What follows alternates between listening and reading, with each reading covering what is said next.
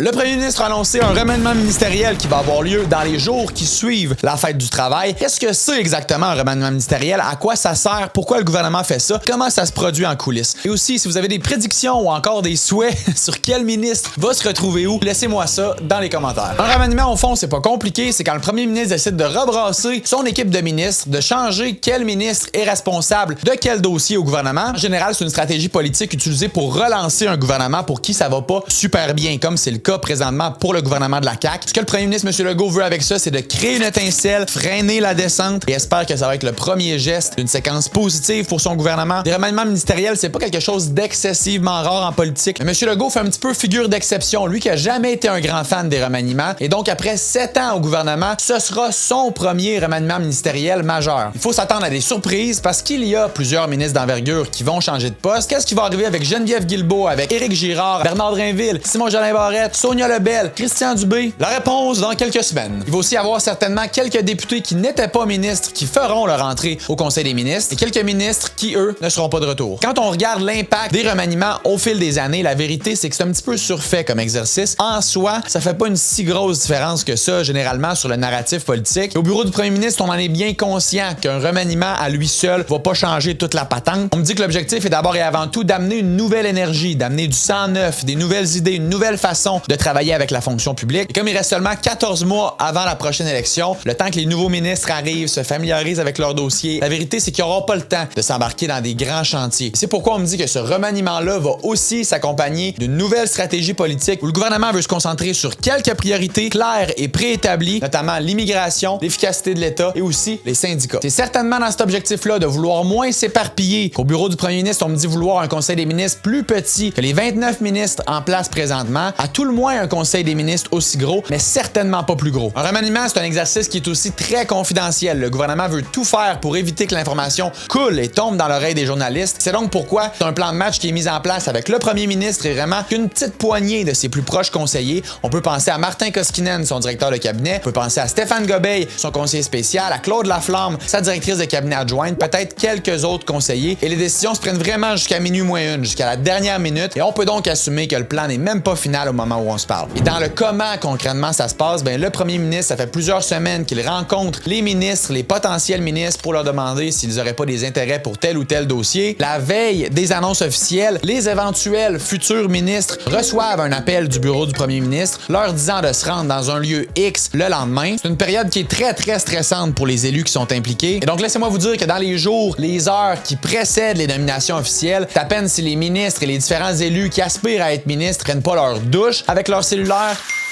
en espérant recevoir l'appel qui va leur confirmer leur place au sein du Conseil des ministres. Et encore une fois, pour éviter d'attirer l'attention, ces ministres-là ne sont pas rencontrés dans l'édifice du bureau habituel du premier ministre, mais plutôt dans des hôtels, aux alentours de la colline parlementaire ou encore dans des lieux qui sont déterminés vraiment à la dernière minute. Et c'est lors de ces rencontres qui se font un ministre à la suite de l'autre qu'ils se font annoncer leur nouvelle fonction. Mais au-delà du fait de dire « on fait un remaniement », faut comprendre que c'est tout un casse-tête stratégique pour le premier ministre. Mais d'abord et avant tout, tu veux nommer des ministres dans les dossiers dans lesquels ils vont être efficaces. Donc, si tu as un ministre qui a un profil plus économique, t'essaies dans la mesure du possible de lui donner des dossiers à saveur économique. Mais tu dois aussi tenir compte de la représentation régionale. Dans la mesure du possible, tu aurais des ministres dans le plus grand nombre de régions possibles à travers le Québec. Tu veux aussi un ratio femmes-ministres, hommes-ministres qui se rapproche le plus possible de la zone paritaire. Et en plus de ça, si tu veux faire diminuer la taille du Conseil des ministres, ce qui semble être le cas présentement, si par exemple, tu as 29 ministres et tu veux tomber à 26 tout en nommant 3 députés nouvellement ministres,